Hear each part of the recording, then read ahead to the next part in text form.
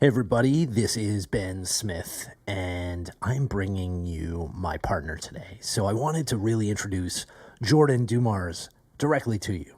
So Jordan, if I haven't said it before, he is an NBA dealmaker.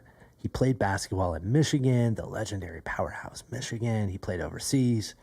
And of course, his dad is none other than Joe Dumars, the legendary Hall of Fame player and general manager. So Jordan has lived sports and business his entire life. He's really an insider, and I mean that through and through. I'm learning things from him every single day. Now, we sat down, and I just want to give you a little bit of a taste of our conversation. So we started chopping it up about entrepreneuring, the NBA, the business of entertainment, and a whole lot more. We actually got into how NBA players are flocking to LA and why is that happening, and also how young athletes right now are approaching business. So you're going to love this. This is chance bending for you. So there you go.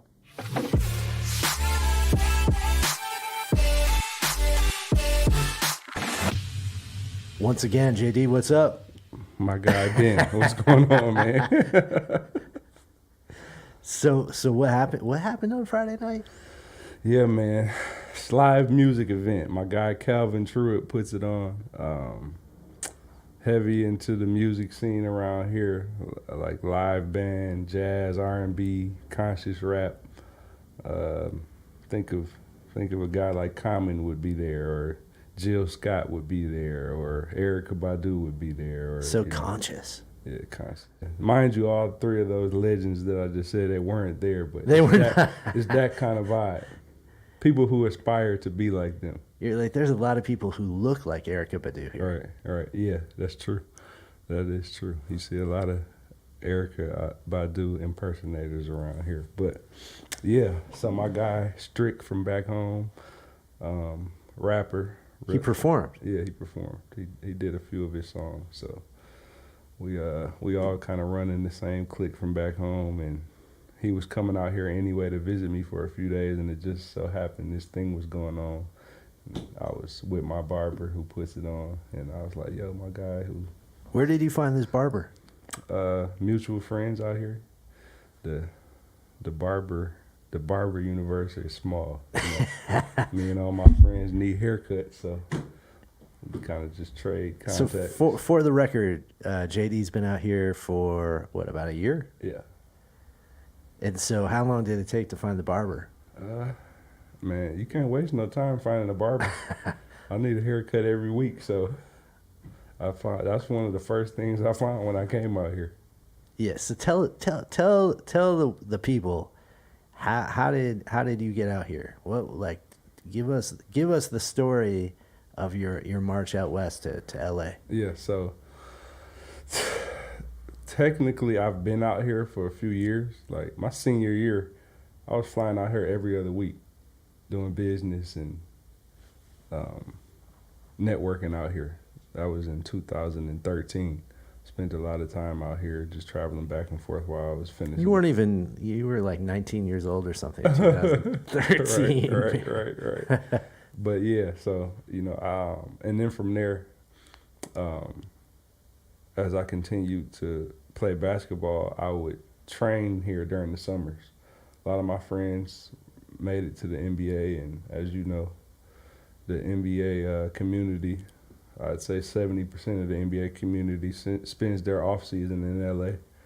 And so me and all of my boys would just be out here, and we would rent a crib for 2-3 months, probably from May to August, and we did that for like 2-3 summers, and obviously liked it a lot. Growing up in Detroit, Michigan is pretty opposite of that. Obviously, Detroit is always going to be home, and that's that. But everything that LA has to offer, especially when you're pursuing an athletic career or you're pursuing a business career, it's not much you can find like LA out here. So what brought me out here to living out here full time is opportunities of expanding on the business interests, being involved with all type of things, being involved with, sitting here with Ben Smith right now, things like that. So let's talk about that. Let's get into that. So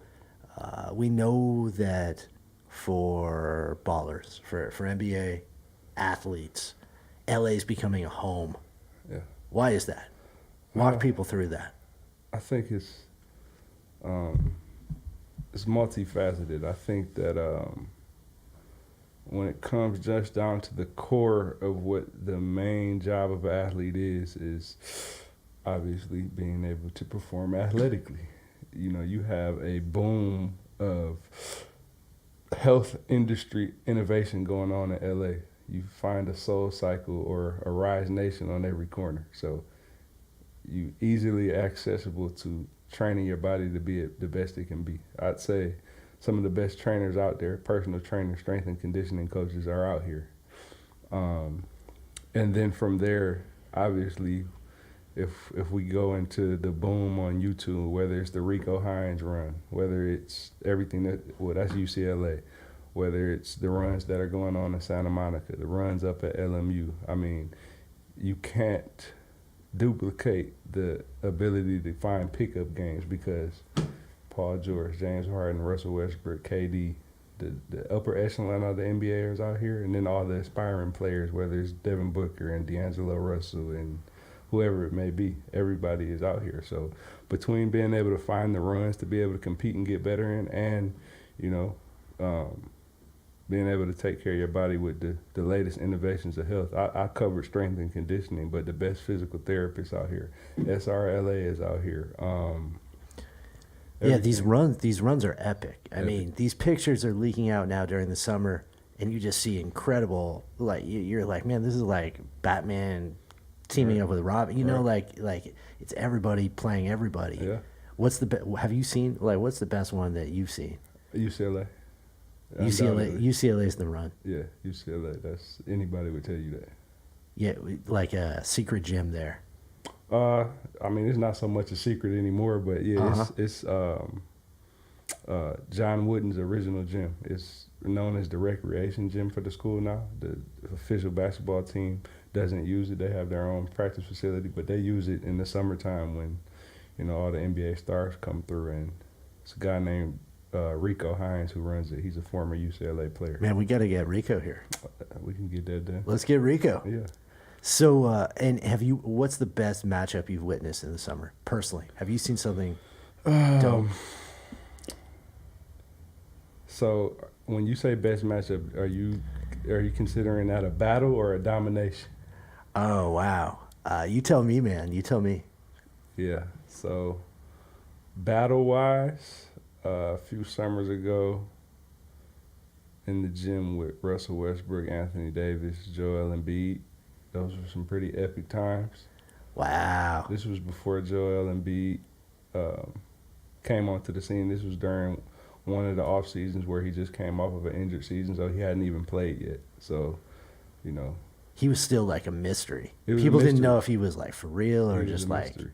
talk 100%. or like what was going on. Yeah, so, Joel, as everyone already knows, he has an infectious personality, and that's not just on the internet. That's him in real life. So as soon as he walks into the gym, That's real. he's talking to everybody. Like, me and him met, and within 10 seconds, made me feel like I knew him for the last 10 years. So, that's kind of him. So everyone kind of gravitates to Joel. He's a cool guy and all, and he walks into the gym one day, and I had never really even seen him play, even at Kansas. I didn't really know much about him. I just knew, he had a cool personality. This is a cool guy.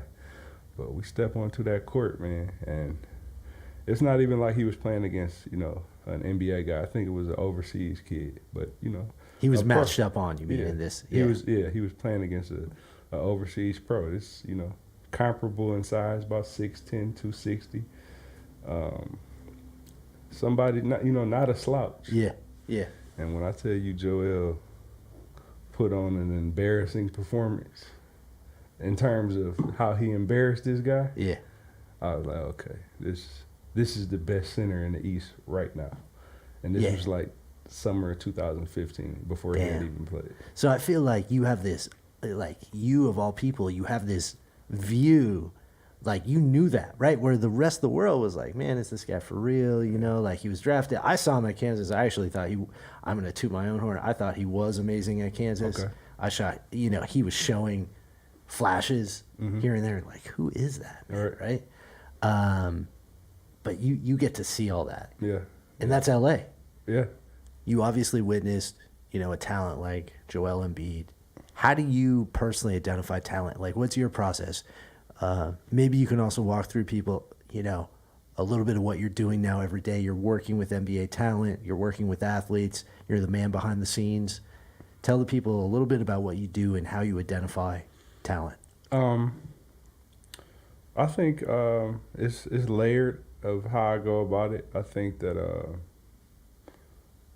the first and foremost thing, I think anybody's just going to see skill set. Like, can this guy shoot? Can this guy dribble? Just like anybody else does. When you said you were watching Joel Embiid, I'll ask you, what did you notice about him at Kansas? Like, what stuck out to you that you said, okay, this guy can play? Man, he was fluid. He was just graceful. Like, he was getting up and down the court, Right. and he was huge. Yeah. And he also just could, when healthy, he was just dominating. Yeah.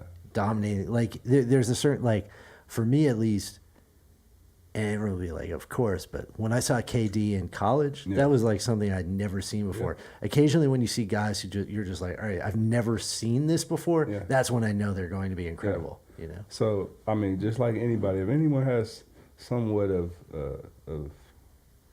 some type of knowledge of basketball, I think it's pretty easy to identify if a guy can shoot, if a guy is 7 feet tall like Joel Embiid and can move like a guard. I think if you're a 7-footer with shooting guard skills like Kevin Durant, I think that's pretty easy. But the thing that I value the most is personality, and it's hard to tell that just doing it from a TV screen. So obviously with my background and being exposed to it and being around it so much, it makes it easier for me to identify personality. But you know, there's a lot of guys that can play. There's a lot of guys who have an abnormal amount of talent. Like that's not everything though. I think that anybody that will tell you that has achieved greatness in the NBA and has achieved greatness in sports period is, you know, there's a lot of talented people, but talent is not going to make you achieve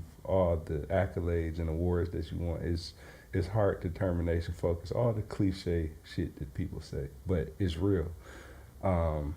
So, for example, of what I'm talking about, like, say we're in a group working out, and it's Joel Embiid and Anthony Davis and John Wall and whoever it might be, and say, you know, we're in a 2-on-2, 3-on-3 competition, and of course, when you got that level of talent in the gym, there are going to be plays made that are incredible in one sense, but completely embarrassing for the person who the play gets made against.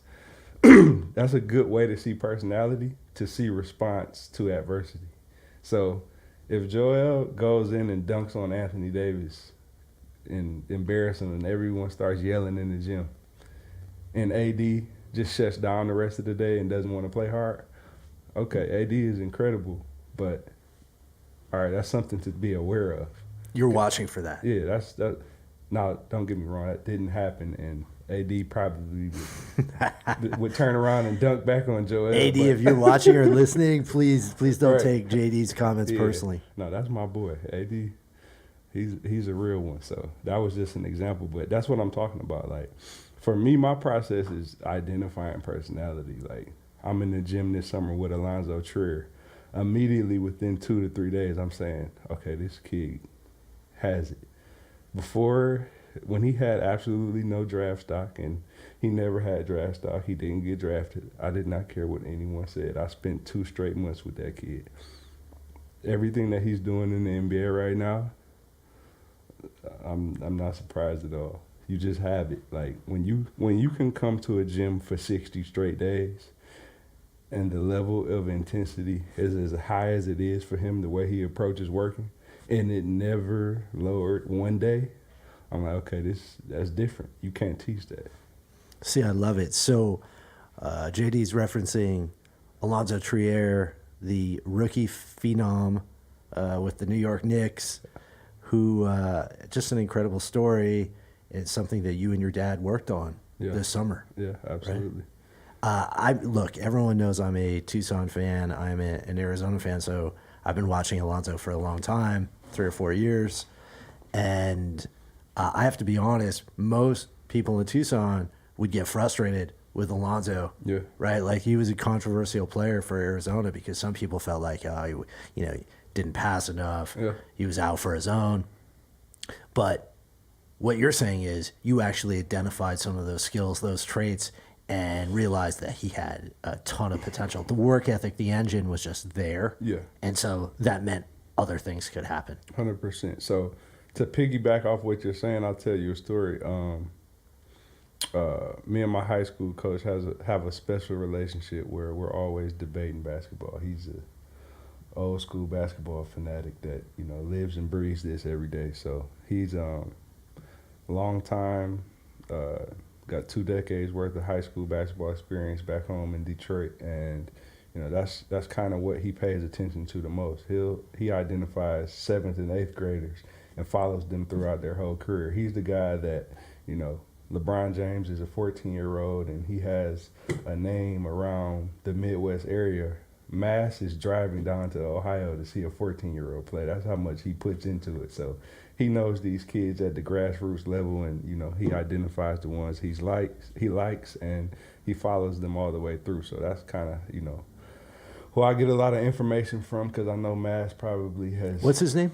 His name is Fred Massey, but everyone knows him as Mass. Fred Massey. Yeah, Mass. But that's we're gonna call up Fred someday. Of course.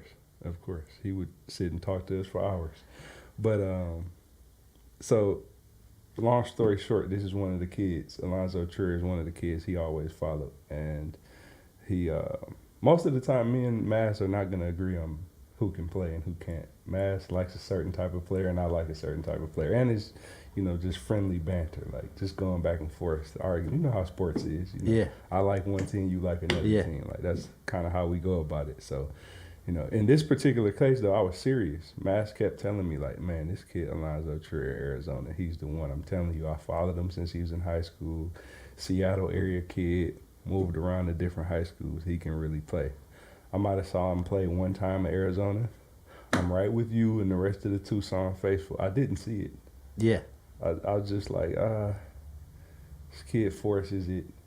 I'll be honest. I thought he was dope his freshman year. I thought he was incredible, and I don't think he was I personally think the Arizona program is the problem. Yeah. Personally, because I thought he was showing so many things freshman year, and then just bad stuff happened, a lot of controversy in the program. But things happen to people. Yeah. Right. Adversity happens to people. 100%. 100%.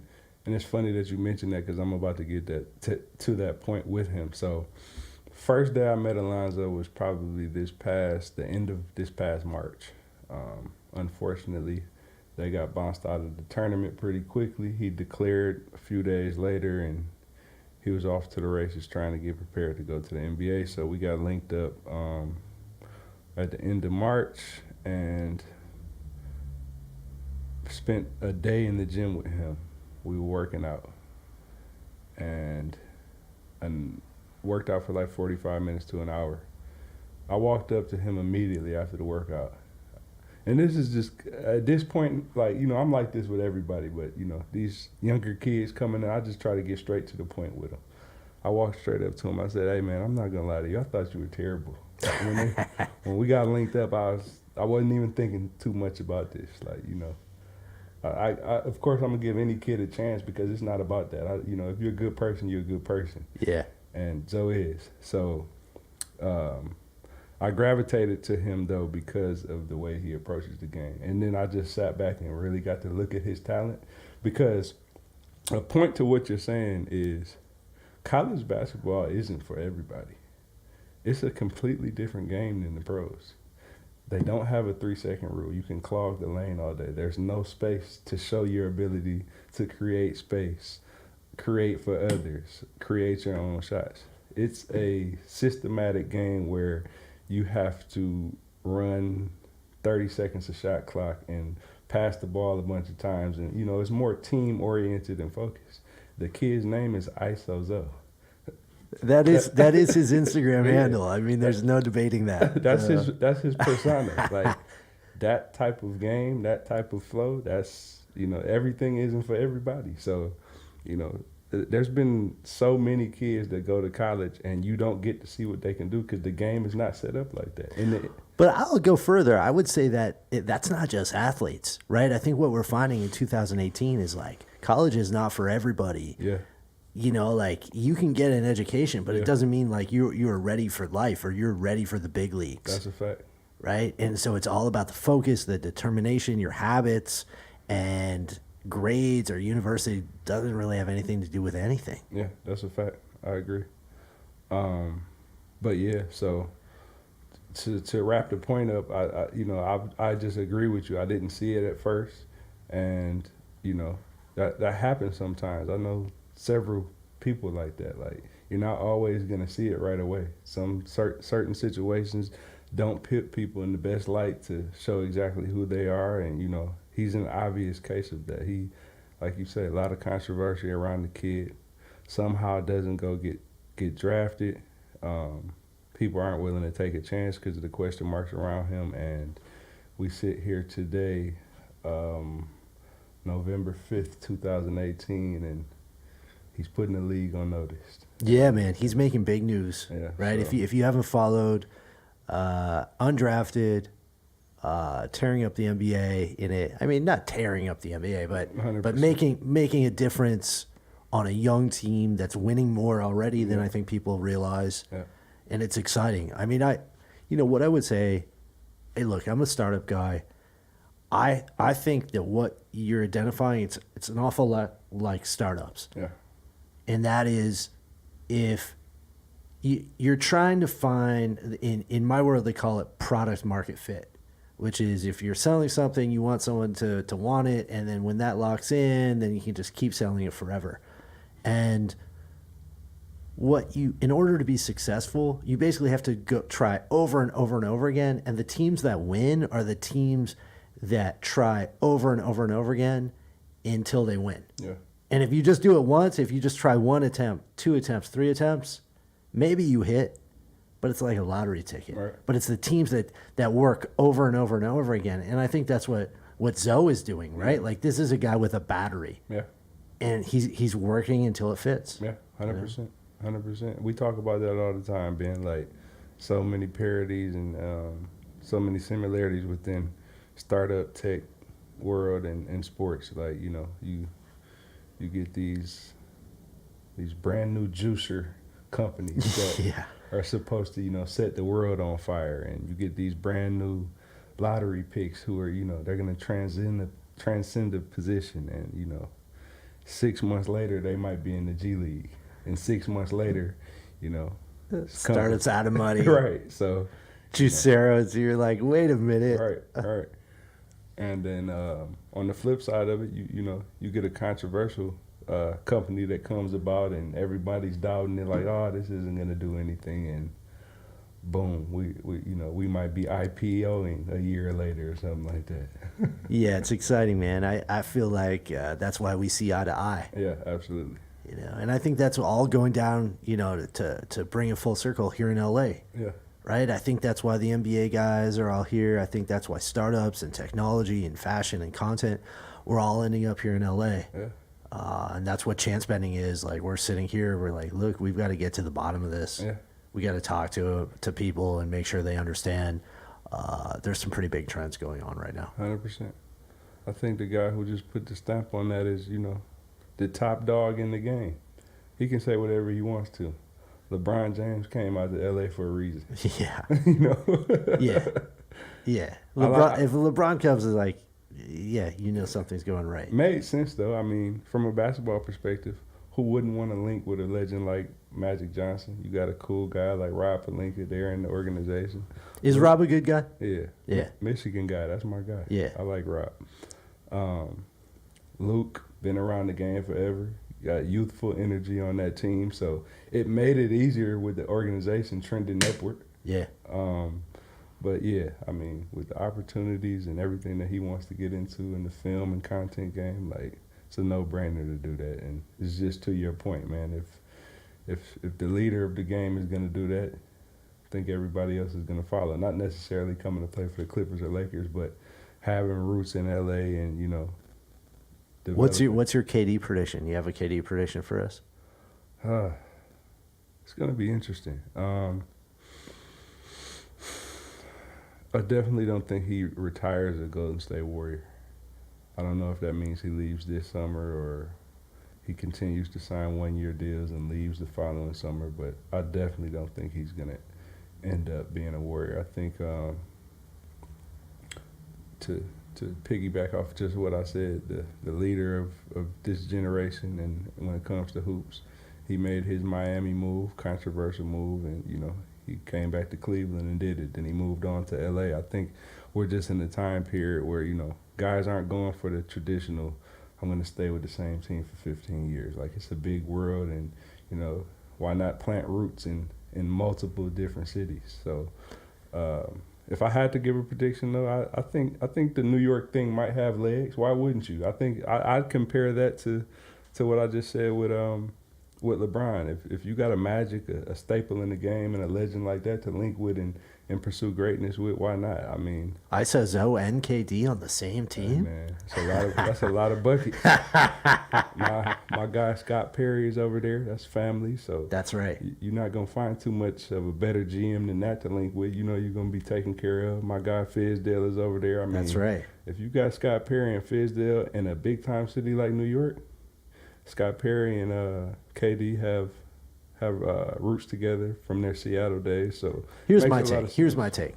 If KD wants to be like LeBron, which we all agree, like, look at what LeBron's done. LeBron knows that you got to keep telling story. He's a storyteller. LeBron's a storyteller. He's a great storyteller.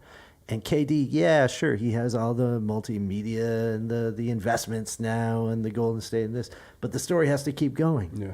And so you can't just hang out with the Golden State Warriors forever now. Right. You have to go tell a story. Right. And I think the Knicks, it's a great story. It's a big jump. It's a big jump from the Warriors to the Knicks right now. Big.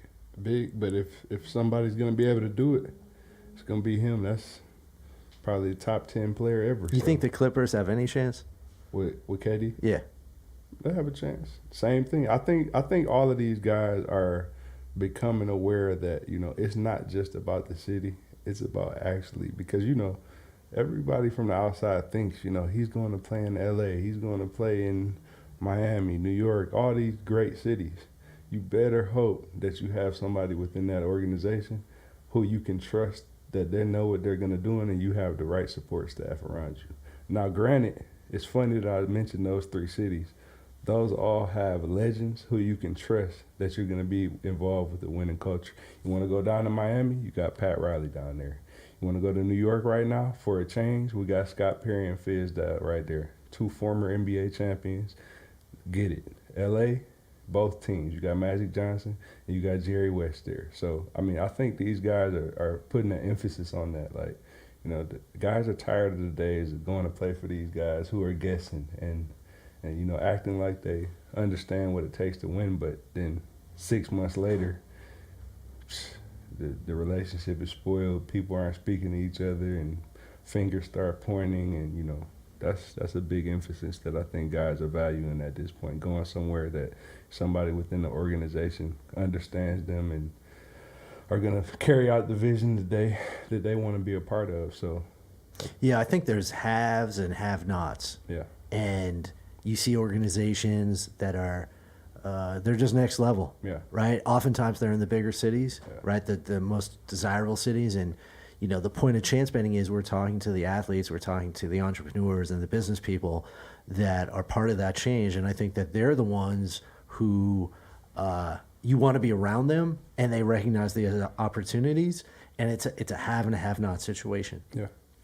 Why would you want to go play in somewhere like, I don't know, like some of these crappy, I don't even want to say some of these crappy locations or towns, but then you take a look at the winning organizations and the organizations that are doing new stuff, and it's like, man, this is a whole new world. Yeah, 100%. 100%.